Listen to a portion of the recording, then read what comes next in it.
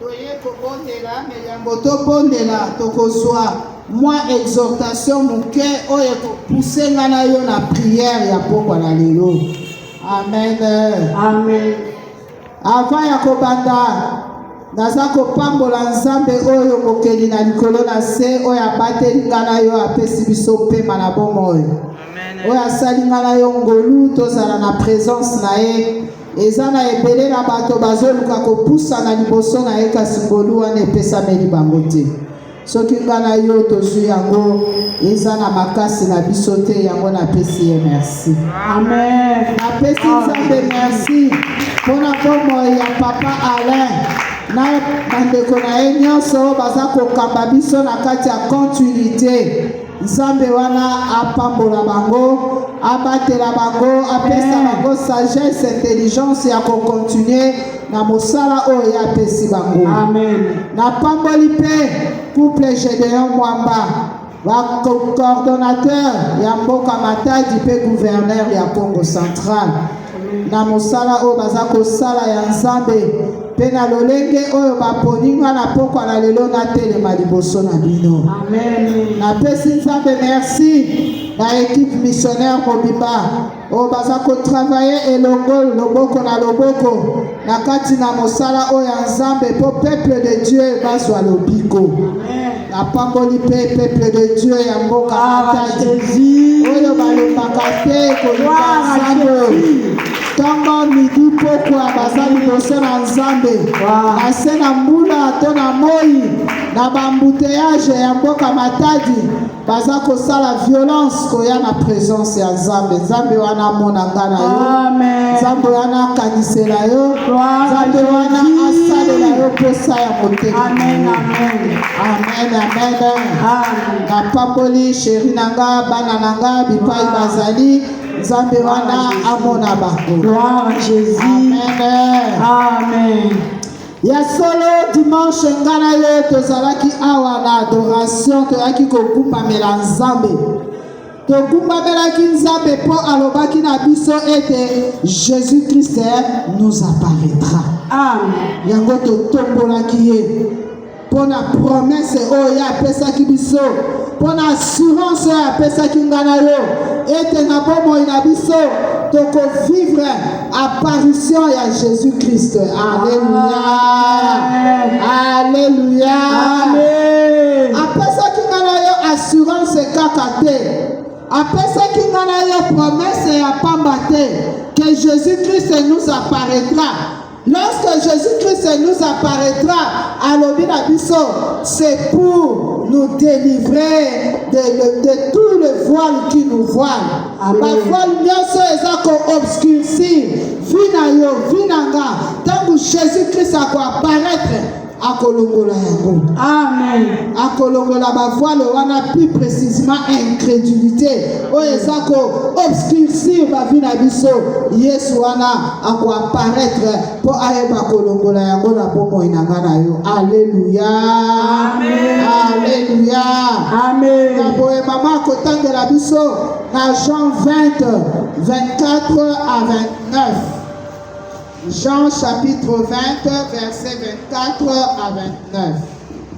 Je lis la parole de Dieu dans le livre de Jean chapitre 20, 24 à 29. Je lis au nom de Jésus-Christ. Amen.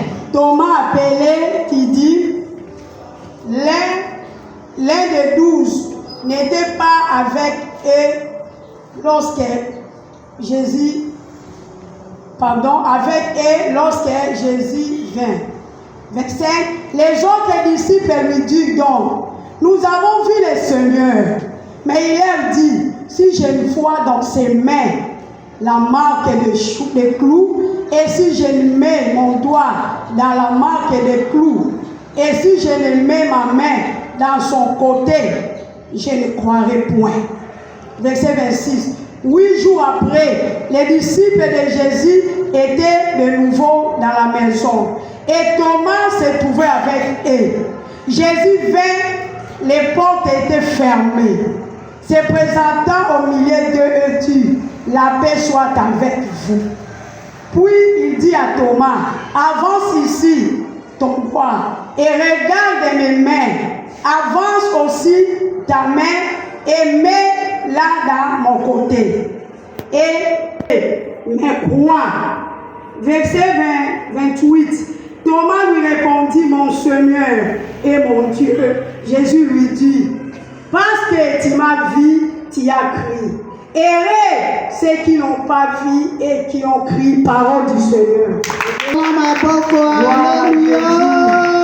Amen. Tolandi histoire, il y a apparition de Jésus dans les disciples. Balobi na biso, Jésus-Christ nous apparaîtra. Et lorsqu'il nous apparaîtra, il viendra nous délivrer de tout le voile qui obscurcissent nos vies. Alléluia. Amen. Ce qui tokei na liloba on touti kotanga liloba na Nzambe yaka ya Thomas. Toza komona ete na verset 24. Balobi le jour où Jésus a yaki ko apparaître na ba disciples. Et si bazalaki bakangamaki nanu babimaki te après sa mort. Balobi Thomas azalaki te. Alléluia. Amen. Nzambe tangu ayaka kolukanga na yo po akangola na yo na kati ya cité de gloire, na chaîne de prière, na adoration, na ba journée, na ba enseignement, na quarantaine, na pleureuse, na ba bien-aimé, ba FF, na ba programme na biso nyonso ba intercession. Chaque jour wana Jésus-Christ vient. Il vient apparaître à nos vies. Mais si on a eu tes alaka, wapi. Tokendaka wapi, pota uya yaka eko apparaître. Po asale langana yo bolam. Po akango langana yo. Na mabenya so ba vol nyoso balatisi biso. Ayaka kuta kabisoti. Tokendaka wapi. Alléluia. Amen. Tokendaka wapi. Tozalo kola ba Thomas. Yesu aye. Apparaître Thomas azalité baninga bamoni Yesu baninga bazu bénédiction ya apparition ya Jésus mengana yo tangu Yesu ayaka na kati ya cité de gloire akutaka biso te tokendaka wapi. Voilà un des éléments où ils ont fait retarder délivrance ya ngana yo. Au moment où Jésus apparaît ngana yo tozate mukolo wana ayaki na mususu ezalaki po kaka na nga.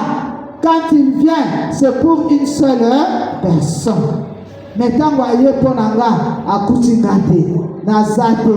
Délivrance amemelaki nga après kolela, après lamentation, après jeûne et prière, apesi na ye oyo aza présent. Alléluia. Amen. Ndeko tozalaki na ye okomona ye aye atémoigner nayaki na prière ya tel jour Nzambe avisite nga asaleli nga nalelaki me nzoka peut-être ezalaki mpo na ye te mokolo yango ezalaki mpo na yo ezalaki mpo na nga me nga na yo tozalaki te.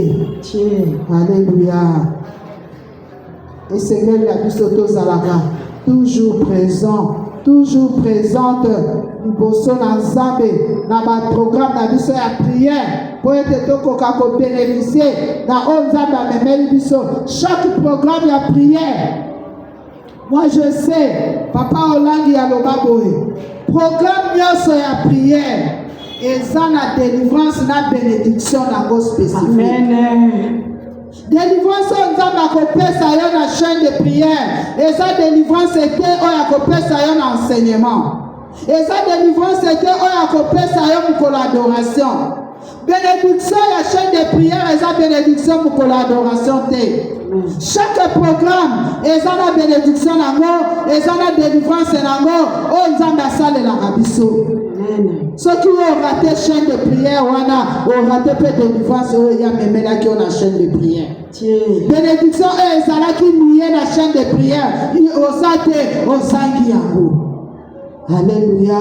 Amen. Yangwana moko tozolela likambo ezoumela likambo ezosala boye mais esengeli na biso toyaka ndenge Eli alobaka na Naman. Élisée ayebisaki Naman, jette-toi 7 fois. Nous aussi nous devons nous jeter dans la prière chaque jour pour que soit délivrance lokola Naman azwaki. Alléluia. Amen. Ce qui toque na verset 25, balobi na biso na partie B, na verset 25 parce que partie A de bandinga bazoyebisa ye mokonzi ayaki biso tomoni ye na partie B alobi kuna soki namoni ye te nasimba bapota ya maboko natia loboko na ngai na esika babetaki ye mopanga na mopanzi namona sete na makolo na ye ngai nakotikalaka kondima te ke bino bomonaki ye aparesaki. Alléluia. Amen. Et pourtant Jésus-Christ alobaki na bango nyonso qui sera ressuscité. Et il était aussi vrai que Jésus-Christ était ressuscité. Donc, s'il est mort et il est ressuscité, pour apparaître, et c'est difficile. Mais pourquoi il est à Boya et Kotima?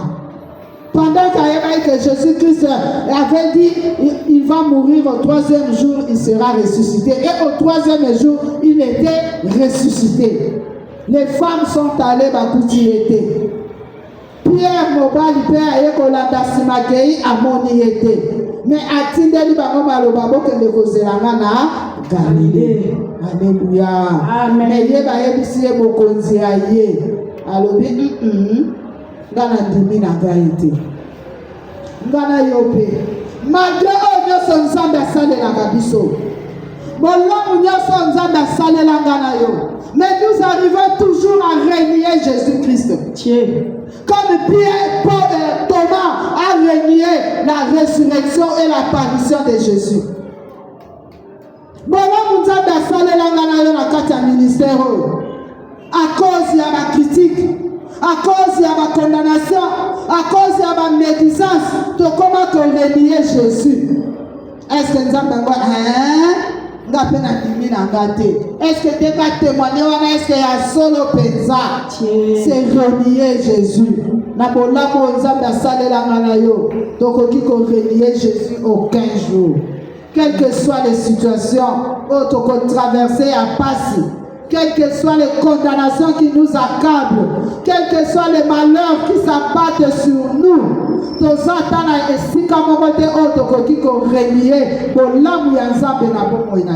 Amen. Mais biso to reniaka toujours ça. Quand nous doutons, c'est renier Dieu.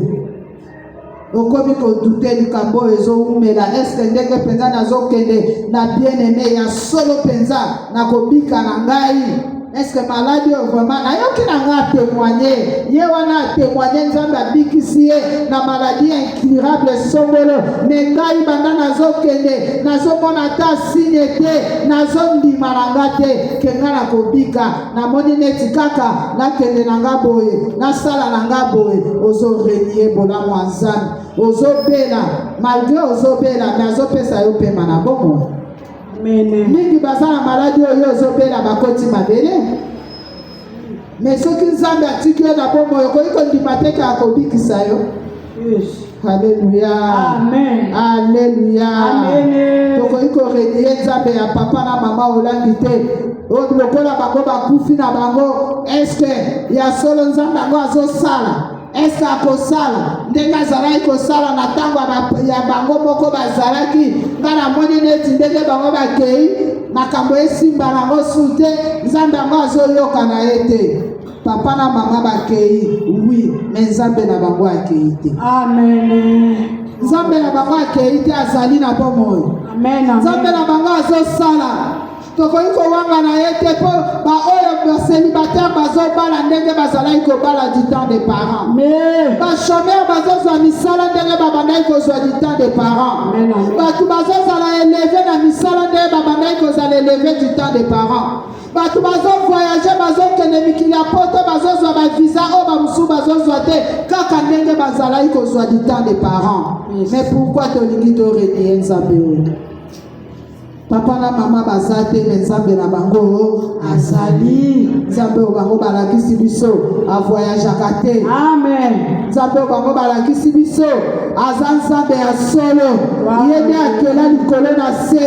Yede apumbelaka biso bamaladi ezokontinue kozwa lobiko kaka ndenge bango bazalaka lelo mpe basidatiki bazobika badiabetiki bazobika bazobeta. Alléluia. Amen. Pasi et douter et faire douter ngana yo bolinzambe te. Alléluia. To renier était lokola Thomas. Ayebaki que Jésus est ressuscité mais a renié yango. Amen. Na verset 26.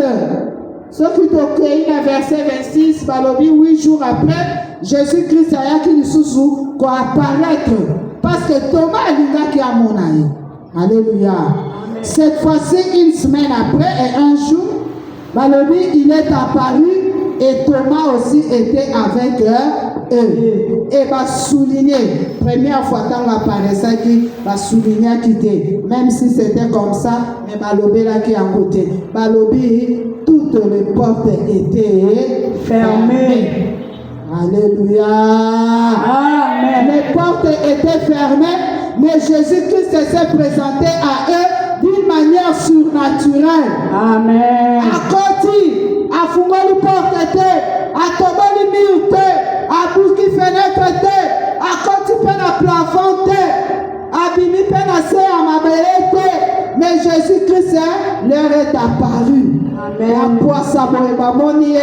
C'était d'une manière surnaturelle que Jésus-Christ a côté na vie na yo, na vie na nga, malgré que ba barricade vie na biso, bazu malédiction baté, bazu condamnation baté, bazu ba loi établie baté, bazu maladie babakisi, bazu célibat, ba condamné biso, nyonso vie na biso est comme barricade, vie na biso est comme fermée, moyen de mon anaté, mais Jésus-Christ, je te dis n'importe quoi dans l'élo, apparaîtra dans ta vie, apparaîtra dans ma vie, d'une manière surnaturelle. Amen.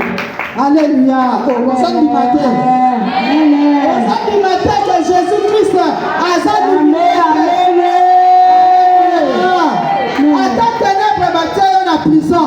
Prison et ténèbres, et copékisa Yesu kwa apparaître. Malade au Sanango, et copékisa Jésus-Christ était à visiter. D'ailleurs, à quoi que visiter pour le la maladie. Gloire à Jésus. Alléluia. Amen. Coutume était esingi na yo. Bazinju wa bokoko batele misi batie yo bazo saka. Ekopekisa Yesu te akangola yo. Amen. Ekopekisa Yesu te akota na vie na yo. Gloire à Jésus. Alléluia.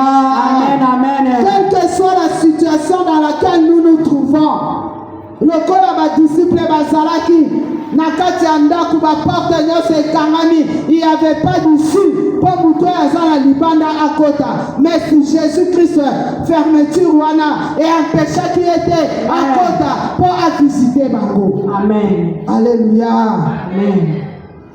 Atali bota mobimba basana se ya malédiction o ezingi ekomisi biso et si biso lokola voile malédiction et si pi ezomona na tête ozomona na tête mais ekopekisa Yesu te aya kokangola ngana yo ekopekisa Yesu te aya kosala na vie na yo na vie ekopekisa Yesu te apambola vie na yo apambola vie na nga. Alléluia. Yesu ako apparaître d'une manière surnaturelle pe akosala yango en silence.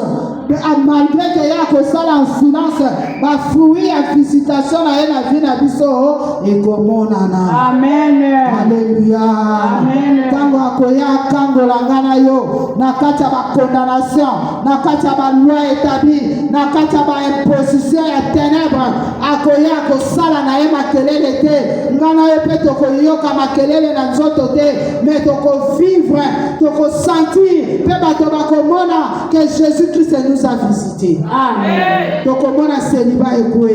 Amen. Tokomona malade esi. Tokomona échec et le boué. Tokomona stérilité tokomona ba fruit et les gens reconnaîtront que Jésus-Christ nous est apparu. Amen. Alléluia. Amen. Alléluia. Amen. Apparition à Jésus, les actes surnaturels, sans bruit, mais avec effet. na kati ya vie na yo na kati ya vie na nga. Alléluia. Amen. Soki tokena verset 28 tina 29 kuna tozomona Jésus-Christ est apparu alobi na Thomas aya kosimba amona ke ya solo eza ye. Thomas tanga yoki boye atali alobi mon Seigneur, mon maître. Amen. Alléluia. Amen. Alléluia. Amen. Jésus-Christ a longoli Thomas voile ya incrédulité. Oya azalaki nango andimaki te que Jésus est ressuscité. Mais cette fois-là, Jésus-Christ a fait tomber voile ya incrédulité na biso ya Thomas. Thomas a reconnaître que c'est mon Dieu, c'est mon Seigneur. Amen. Alléluia. Amen.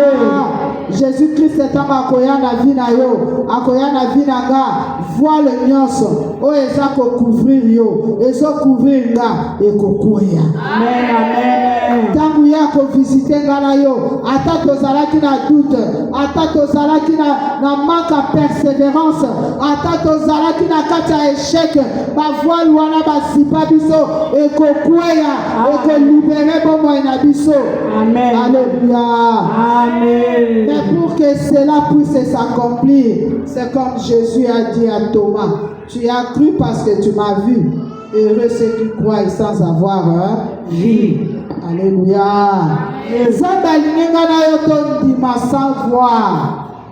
Tondima que ye asalaka, atana liwe monite na fina yo, alobi ndimana. Amen. Ndima que ye asalaka, ndeye akoyeba kosala na fina yo. Ezate ke yo zana doute zo banzanda kwa asalaka na ete. No ye asalaka te, seka sali est-ce qu'on dit magaye mtasali? Alléluia. Amen. Yango alobaki na Thomas, il faut croire sans avoir vu. Alléluia. Amen. Mabatanga biso na 1 Pierre. 1 Pierre 1 8 à 9.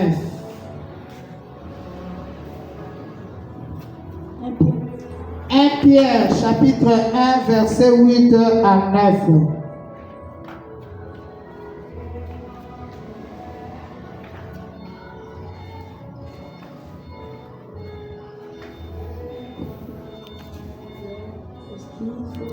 Pierre chapitre 1 verset 8 à 9.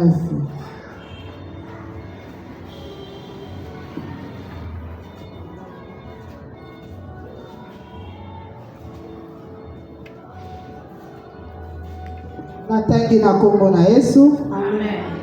Lui que vous avez aimé sans l'avoir vu, en qui vous croyez sans le voir encore, vous réjouissant d'une joie ineffable et glorieuse, parce que vous obtiendrez le salut de vos âmes pour le prix de votre foi.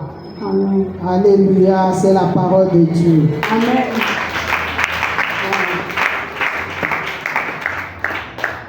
Pierre azoloba ete nzambe oyo tondimeli sans komona, nzambe oyo tozolanda sans komona, eza mpona nini tozondima? Mpona nini nzambe alobaki na Thomas croit sans avoir vu? Parce que tant ozondima sans avoir vu, balobi na biso tokozwa pris, tokofutama na kondima na biso, tokozwa la vie éternelle. Amen. Tokozwa le salut. Amen. Yango wana nzambe alingi tondima, parce que ntango ngana yo tozondimela ye, ata tomona ye te, ata na vie na biso nanu tomoni ye te, tozondima, il est capable, il est Dieu, il est possible de faire ce que nous voulons, ce que nous cherchons, selon sa volonté. Alobi akopesa biso le salut. Amen. Alléluia. Amen. Foi na biso ekobotela biso lobiko. Soki tozondimela ye, tokozwa le salut, tokozwa lobiko, tokokota lola sans l'avoir vu. Alléluia. Amen. dans les 5 béatitudes, dans Matthieu 5, dans les 8 béatitudes, et ça la béatitude, moko balobi, heureux ceux qui croient sans l'avoir vu, car le royaume des cieux est à eux. Amen. Dans Matthieu 5. Heureux, toi tout était, toi nous caté, toi simba, toi palpé avant ton dima. Mais il y a le but, ton dima avant que simba, avant que palpé. Avant qu'on soit guérison, dimana. Que les Nzambe sont capables de couper sa guérison. Dès que guérison est coupée, ça me l'a eu. Quand c'est la tête dans le but, quand la maladie, pour oloba que Nzambe a dit qu'il s'y va. Alléluia. Amen. Alléluia. Amen. Voilà moi exhortation aux hommes mais mangana yo na pokwa na lelo na kati ya prière. Nzambe alobi tolongola doute, tolongola incrédulité. Po ete ya sala na vie na nga na yo. Ye ayaka na ye koluka biso, ayaka na ye aparesaka, mais nde akutaka nga na yo te, ndenge akutaka tomate. Alléluia. Amen. Tika ete Nzambe apambola liloba. Gloire à Jésus. Wana ozobetela Yesu maboko, oza ya kotelema, ozopesa Nzambe merci. Ozopesa Nzambe merci na oyo ye alobeli yo. Na oyo oyoki na pokwa na lelo. Pona bomoi na yo alobi na yo nini banda kopesa ye merci otomboli mongongo. Lakisa Nzambe reconnaissance. Merci Jésus. Yesu topesio, merci na oyo lokeli biso na pokwa ya lelo Seigneur. Merci le véritable Dieu Papa, parce que liloba na yo ekitaka pamba te. Liloba na yo ekiti lelo ekozonga pamba te. Sake bakosala misala kati na bomoi na biso.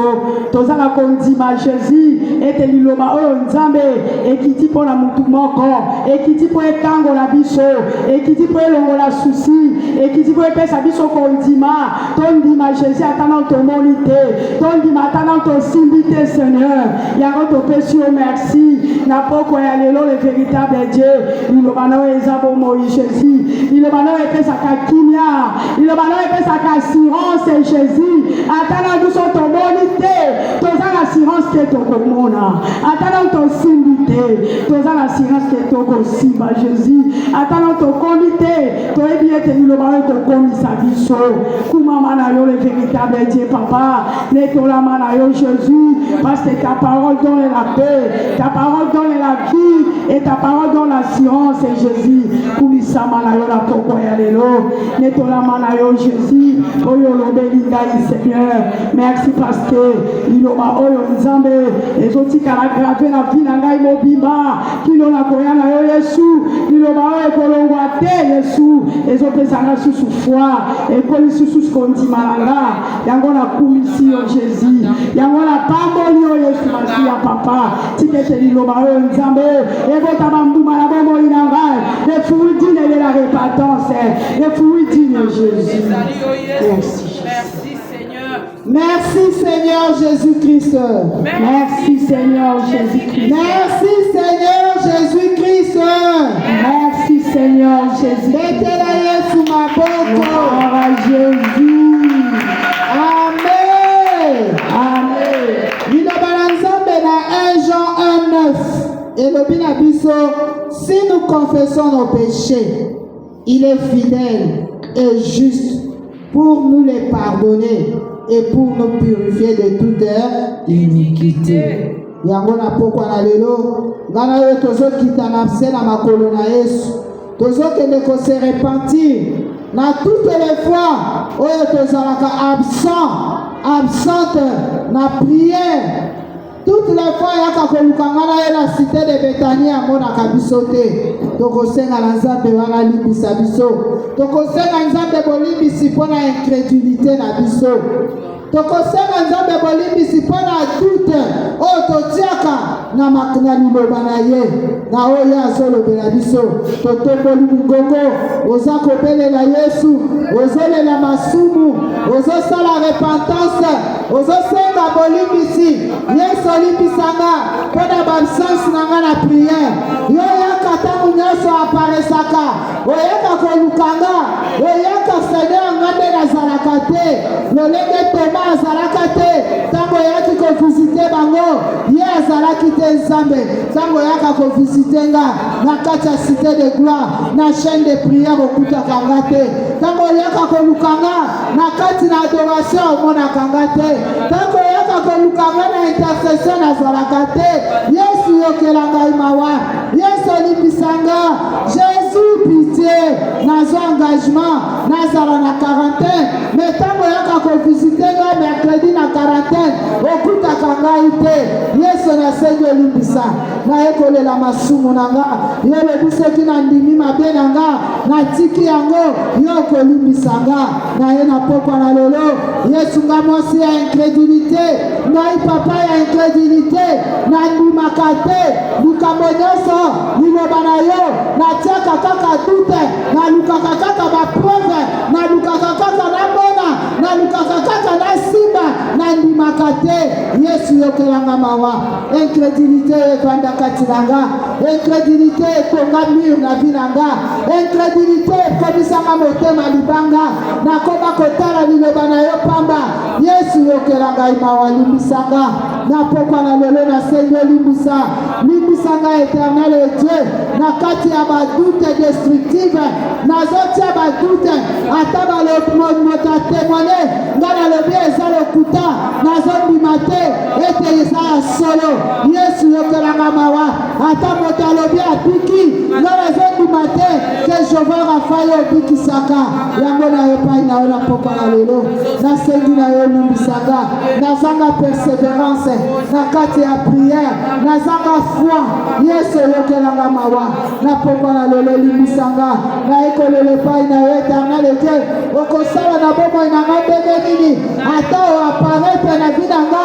nakomona ndenge nini nakovivre bafruit ya apparition na yo ndenge nini po ete nazanga kondima nazanga seigneur persévérance naza mwasi ya incrédulité dute na kati na vi na nga baabsence na prière na présence na yo koloba te yesu nasengi olimbisa pitié seigneur yesu yokelanga mawa jésus nafukami na se ya makolo na yo na reconnaître mabe na nga jésus namoni te yesu nalobi kaka eza lokuta ata batémoignage awa mosusu nandimaka te nalobi eske eza ya solo tala nakoma kotia badute na dute nakomona yo lolenge nini na bomoi na ngai jésus na motema makasi libanga lolenge nini okosaparete na bomoi na nga jésus olobi seigneur nazala na kondima nanata na moni te nandima tala na moni te me ngai kondima jésus elongwa kati na nga incrédulité motema libanga quel dur jésus yesu yokelanga mawa bajour oyo olukaka ngai bajour oyo lipamboli na ngai eyaka ngai nayakaka te bajour ezaka visitation na ngai namonanaka te yaya baabsence na mosala na yo baabsence na koluka yo nzambe alola natambolaka jésus na baincrédulité nalata motema makasi natonga bamiri liboso na nga a cause incrédulité lolengeli nakomona yo bamiri zezi liboso na nga bamiri ya masumu liboso na nga bamiri ya kocola liboso na nga bamiri ya lokuta liboso na nga jésus ya ekobo liboso na nga ya moyibi yesu yokelanga mawa naza na tia makolo na yo nandimi jésus ke ngai naza mwasi ya badute mobali ya badute meme ata bie naleki 7 jours boye naza kaka na kati ya badute nalobi na 7 jours yango nazomona na kaka claire te nazondima teke yo osalaka nazondima teke yo okangoli nga na 7 jours na utolekisa yesu na malade ye naza nango nazondima teke yo opesaka lobiko ata médecin asali seigneur conclusion finale na ye mais yo osali conclusion finale te parce que yo oza la fin de la loi jésus mais nga nazoloba kaka médecin ndenge alobi boseke eza ya solo nakoma kozanga meme kondima yaya yesu kondima na ngai si elemba yokelanga mawa kondima na ngai ekoma ya badute nandimi lelo lobi nandimi te yesu yango nafukami liboso na yo yaya incrédulité du cœur yesu motema makasi ya libanga nandimaka kaka teke yo opesaka nandimaka te yo opambolaka jésus ata nzambe akontinuité nazondima kaka te nandimaka kaka te jésus yokelanga mawa papa mawa na yo na bomoi na ngai yaya mawa na yo na ndako na ngai natonga bamiri na ndako na ngai yango nazomona nakomona te apparition na yo nakomona yo koaparete ndenge nini na motema libanga oyo na motema makasi oyo aza nango limbisa me ntango yo okuti ngai na motema libanga me okuti ngai na bamurmure ozongala lipambo oyo opesa yango motu mosusu nzoka nde ezalaki mokolo na nga yesu yokela ngai mawa jésus yokela ngai mawa yesu soki olimbisi te nani soki okangoli te nani pardonne mes fautes pardonne mes péchés jésus yokela ngai mawa nzambe yokela me mbala na ngai mawa yesu nakoma kokakola mateya nabi mateya oyo eza ebien oyo eza ebien te yaya yesu yesu limbisa mabe na nga yesu limbisa mabunga na ngai nzambe alola yesu limbisa nga nga nazolinga kaka namona bana ndima yo olingi na ndima ata namoni te me nga nazolinga kaka namona nabomona kondima jésus nabungisa kondima na nga yesu yokela ngai mawa nzambe lola yokela nga mawa jésus yokela nga mawa limbisa ngai nakaba lipamboli na nga ntango molai yaya nakaba yango jésus parce que mokolo wana olobaki nakenda ye ya visitation nakende na galile nazela yo nga nazela yo te jésus yokela ngai mawa yesu yokela nga mawa na bisika koya koluka yo nga nakelanga kotonga nga nakelanga kofinga nga nakelanga koyina tala visitation na yo eleka nango kaka boye eleka na mpwasa kaka boye mpo na ngai moko mwasi ya masumu mwasi ya kolukaluka mwasi ya bitongatonga mwasi ya kofingafinga mobali mabe ya bacorruption jésus yokela ngai mawa yokela ngai mawa jisese lokuta jisese azanga kondima na nga na kweisango mpona ekobo kondima na nga na kweisango na kosumuka kondima nga na kweisango na moyibi yesu yango na ye na kindoki kangolanga limbisanga jésus limbisa masumu na ngai na pokwa ya lelo kotala ngai te kotala mabe na ngai te kotala masumu na ngai te mais à cause ya compassion na yo à cause ya kombo na yo limbisanga à cause ya kombo na yo yokelanga kaka mawa na ndimi mabe na ngai nzambe na ndimi yango jésus te ngai naza moto ya masumu koleka nakoki me mpa napusa na liboso na yo mais à cause ya grâce na yo napusani jésus yokela ngai mawa. Merci Seigneur Jésus-Christ. Merci Seigneur Jésus-Christ. Merci Pascal Limbisi. Merci Seigneur Jésus-Christ. Merci Seigneur Jésus-Christ. Mettez là et ma boko. Ah Jésus. Nous le balançons dans Hébreux 9, 22. Et sur le balabiso, sans effusion de sang, il n'y a point de pardon de péché. Alléluia. Amen. Yango na poko na lelo na simalo yebo tozoke dobele na makila na Yesu. Eya kolongola masumu nyonso elongola doute elongola incrédulité elongola nyonso oyo ezali ya ténèbre absence na ba prière makila na Yesu elongola ngo epetola biso. Amen. Amen. Le sang de Jésus, oh mon ami, le sang de Jésus, le sang de Jésus, oh mon ami, le sang de Jésus, oh mon ami, le sang de Jésus, oh mon ami, le sang de Jésus, le sang qui pardonne.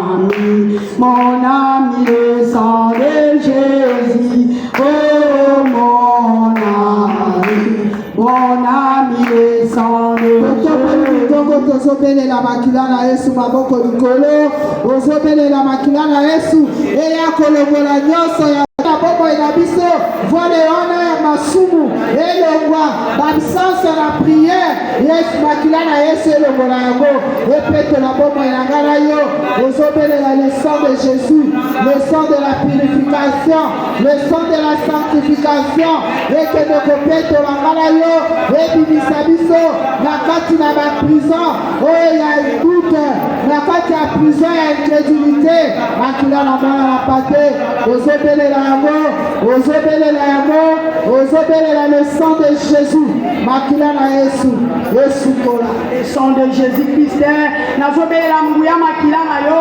La Bible nous dit ça, l'effusion du sang, il n'y a pas le pardon de nos péchés. Nabadi kobela makila na o ekitisa kina kwa ya Golgotha, le sang du rachat, le sang de la nouvelle alliance, le sang de l'alliance nouvelle. O ekitaki pona ngai na bandeko na nga. Nabadi kobela makila na yo l'homme de Galilée. Ekuta kobana na sukiti na manzaka na ngai Jésus, corps, âme, esprit. Makila na yo elongola kazaka balati sanga incrédulité. Il y a quel dire Jésus. Oh Jésus, nabeleli makila na yo ebana kolongola yango elamba nyonso balati sanga ya motema makasi ya motema libanga ya manque de foi ya kobanga. Oh makila na Yesu ekele kosukola bomoi na ngai mobimba elongola manque de foi elongola kobanga kati na nga. Le sang de la nouvelle alliance, le sang du pardon, le sang du rachat, le sang qui a pardonné, le sang qui ya ba masumu ya libota na nga ya bana mobali mwasi na nga ya bakoko na nga makila na nde nazobelela. Le sang qui prie plus que le sang d'Abel, le sang qui prie la délivrance, le sang qui prie le rachat, le sang qui prie la délivrance, la paix. Nde nazobelela ngo la poko ya lelo nekota na kona ami l'esprit makila na Yesu elongisa nga na mutema makasi elongisa nga na bitumba na nga elongisa ngai na baproblème naza nango elongisa ngai na maladi na nzoto elongisa ngai na motema makasi libanga. Le sang de Jésus-Christ. et c'est là au nom de Jésus-Christ. au nom de Jésus-Christ. au nom de Jésus-Christ. Obételi Yesu Gloire à Jésus. Jésus pour ton sang. Amen. Amen. La parole de Dieu déclare dans 1 Corinthiens 6 et 19 que ne savez-vous pas que votre corps est le temple du Saint-Esprit. Alléluia. Amen. Et que nous ne nous appartenons pas à nous-mêmes. Alléluia. Yango na sima loyebo tokobelela molimo santo na Nzambe. Tokobelela ye aya kolona kondima na kati na bomoi na biso. Apesa biso fruit na ye ya foi. Tondima, parce que la parole de Dieu déclare rechercher la foi sans laquelle personne ne verra Dieu. Sans condiment, attends ça, les 1000 ans la présence à Zambie. La parole de Dieu déclare nous ne verrons pas Dieu. Petoko senga molimo santo apesa biso persévérance. Tozala bato bazana persévérant. Tozanga na prière te toluka Nzambe na ba circonstances nyonso ya vie na biso. Amen. Amen. Esprit descend sur moi, alléluia. Esprit descend sur moi. Esprit descend sur moi, alléluia. Esprit descend sur moi. Descend sur moi, Comme les jours de Pentecôte. Esprit descend sur moi. descend sur moi, Comme les jours de Pentecôte. Esprit descend sur moi. Esprit agit en moi, alléluia. Esprit agit en moi. Esprit agit en moi, alléluia. Esprit agit en moi. Agit en moi, Comme les jours de Pentecôte. Esprit agit en moi. agit en moi, Comme les jours de Pentecôte. Esprit agit en moi. totokoli maboko tobandi kobelela molimo na Nzambe, molimo ya kondima, molimo ya persévérance evanda kati na bomoi na biso, evanda na mitema na biso. Esika incrédulité ezalaki, esika doute evandaki, molimo na Nzambe aya kotondisa kondima. Tozala bato ya kondima ata tomoni te. Molimo santo na Nzambe aya kotia kati na biso persévérance, alongola ba absentéisme na prière na kati na bomoi na biso, alongola fatigue, alongola dégoût ya prière na kati na biso, atondisa biso na persévérance. Tozala basi na mibali ya koluka Nzambe na bomoi na biso, basi na mibali oyo batondisami na kondima na kati na mitema na bango, parce que sans la foi biso tokomona Nzambe te, apparition ya Nzambe ekosalamela biso te.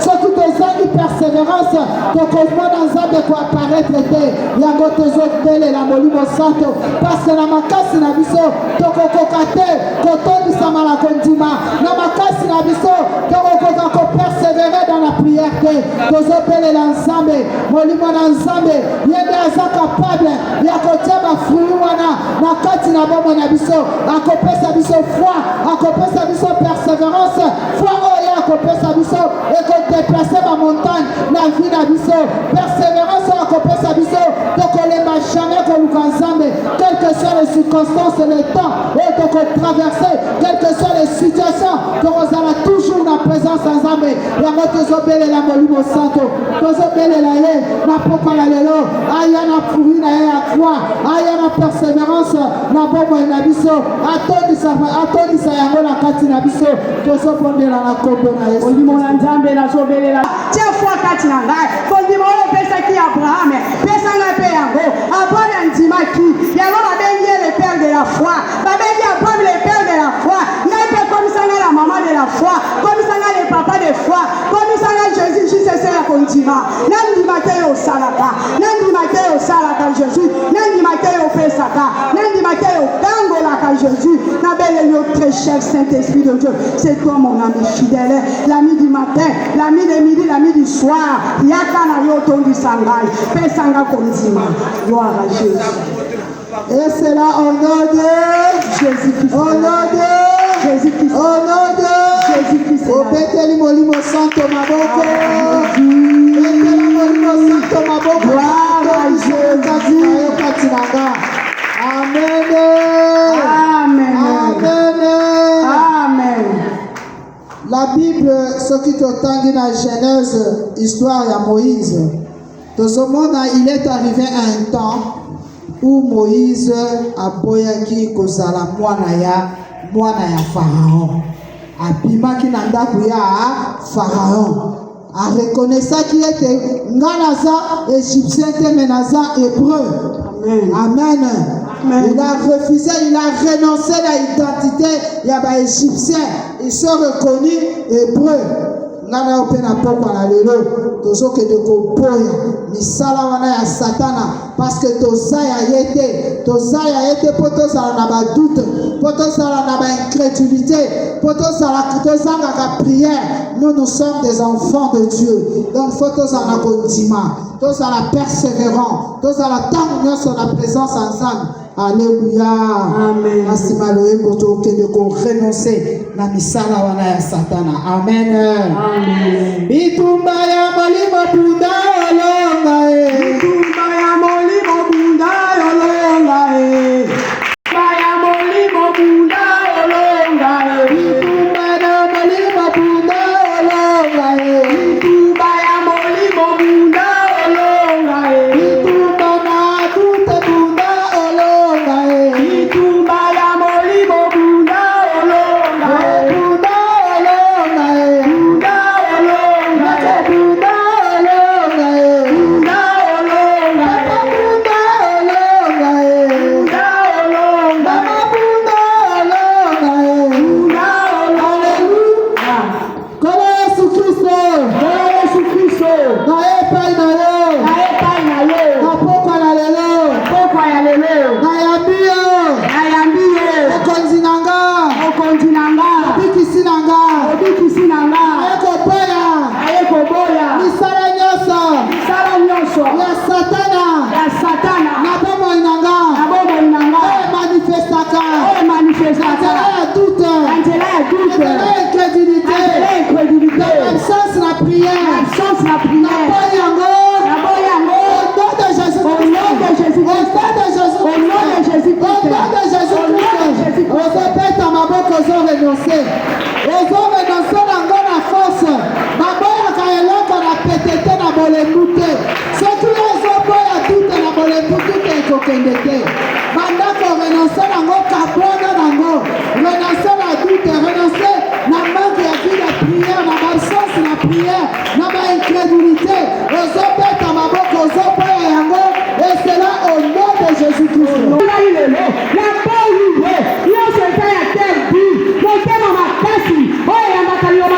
Facilité, la bonne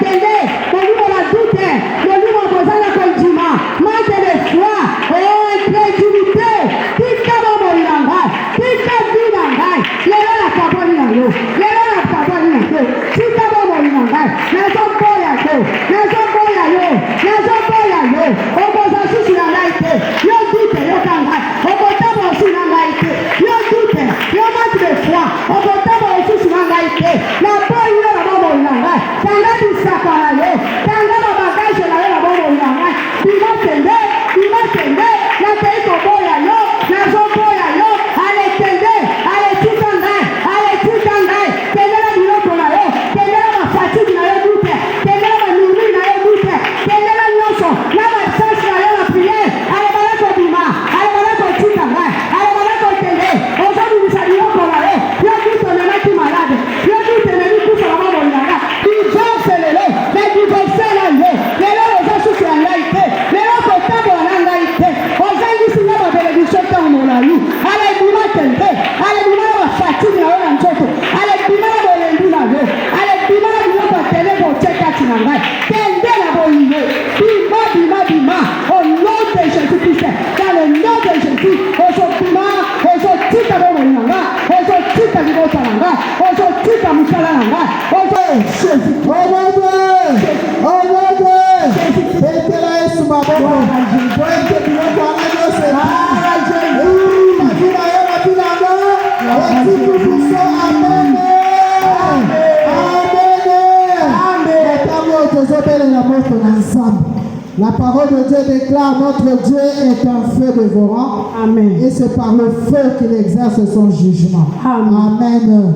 Yango tozobelela moto na nzambe ekita etumba ezikisa biloko nyonso wana toboyi todeloge badoute bamanke baincrédulité baabsence na prière moto na nzambe etumba yango moto na nzambe ezikisa yango ezoba lisusu te na bomoi na biso esela au nom de Jésus-Christ. Au nom de Jésus, la Bible déclare tu exerces ton jugement par le feu. La Bible dit la moto na yo eba na kotika siko na corps na âme et l'esprit na nga ezikisa biloko nyonso ya libota oyo batiaki kati na nga mimi batiaki kati na nga doute batiaki kati na nga incrédulité batiaki kati na nga manque de foi ale moto na nzambe balakotumba biloko na bango nyonso oyo bakotisaki kati na nga ezika na moto na yo ezala foudroye ezala calciné au nom de Jésus-Christ nabeleli moto na nzambe moto eli abelelaki oyo ezikisaki ba 450 prophètes de Baal oh Jésus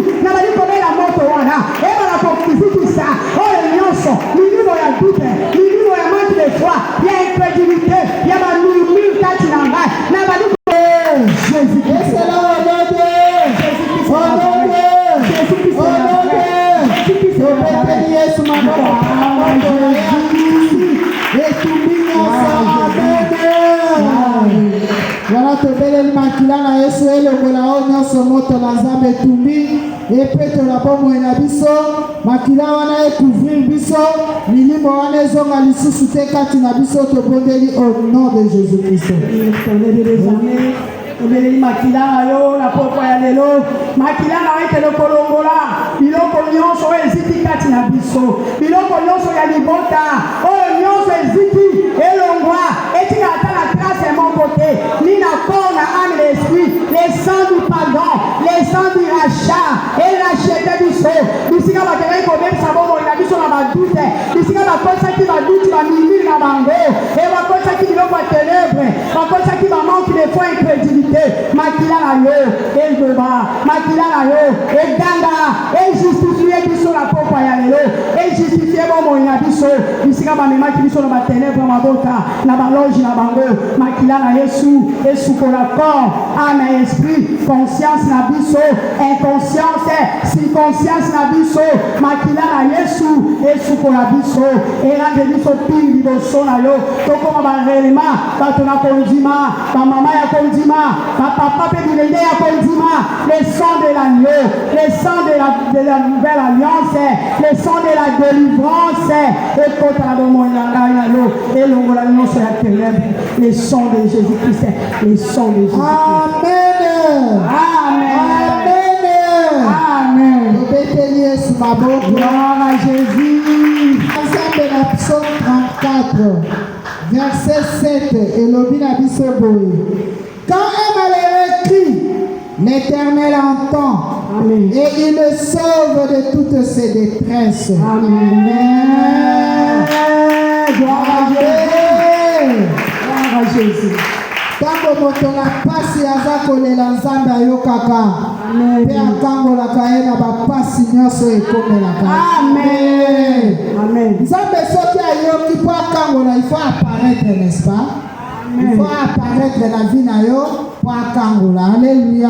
Amen. Yango na ntango ngana yo toza ba malheureux, tozotombola maboko, toza kose recommander pa ya nzambe, tozobelela ye, tokrier pa na ye. Jésus, je veux vivre ton apparition dans ma vie. Jésus apparaît dans ma vie. Yo lobi ka e malheureux crie, tu entends et tu le délivres de ses détresses. Na poko na lelo naza malheureux, naza malheureuse. Je veux vivre ton apparition. Entends ma voix. Peyaka kosala na bomo inanga. Obondeli na kombo na Yesu. Otongoli maboko. Ozobelela Yesu. Apparaître la situation na yo. Apparaître. Ayoka mona pasi na yo. Oza malheureux. Oza malheureuse. À cause de la situation wana. Eza kolelisa yo. Eza kotia yo mutu na se. À cause ya kosekama wana. Esilisi yo esengo. Belela ya apparaître. Aya kokangola. Abimenisa. Na kati na bomo na ye na ndaku na bana na mobali na musala. Belela nzambe wana. Au nom de Jésus-Christ. Oh Jésus-Christ, la Bible déclare, quand un malheureux crie, l'Éternel attend sa voix et le délivre de toutes les angoisses. Yesu tala vie nanga, Yesu eza angoissé. Yango na lingi na papa lelo, yo apparaître na yo, apparaît dans ma vie Jésus, apparaît dans cette situation qui est difficile. Apparaît Yesu, apparaît na yo na papa lelo Jésus. Yo va apparaître nzambe, ata ma porte est fermée. Tellement que yo za le tout puissant. On va dire qu'on apparaît Jésus dans ma porte na yo. On va dire qu'on apparaît pour Thomas Ndima. Jésus ne peut apparaître. Na yo na ndimi sikoyo. Na mona yo le véritable Dieu. Attends na monité, mais na pas kwa lelo na ndimi. Apparaît Seigneur. Quand na yo Jésus na problème na oyo. Il a problème na oyo. Mi moni sama na yo te yo santambe. Na ba situation na ya mosala oyo. Na ba lettre ba révocation ba zo pesa ngai. Na ba problème na ye te ba zo kosela ngai. Mi moni sa Jésus. Na problème ya apparaît dans la situation na la Nzambe. Mi moni sa na yo de Galilée. Jehovah Nissi. Jehovah Nissi. Jehovah Nissi. Mi moni sa. Na ba la posa na yo. Oh.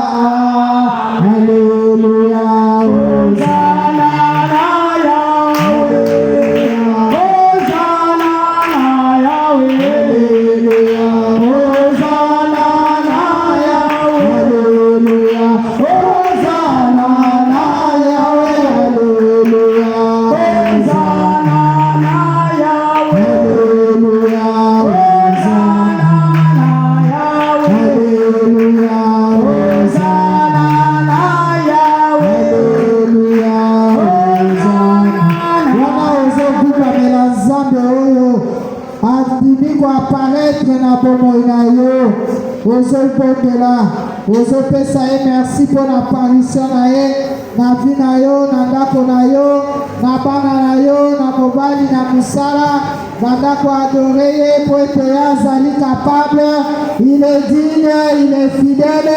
Adore ce Dieu, adore Jésus, adore l'Éternel. Dina yo papa na nyonso osaleli nga na poko ya lelo Yesu na tombo yo mpona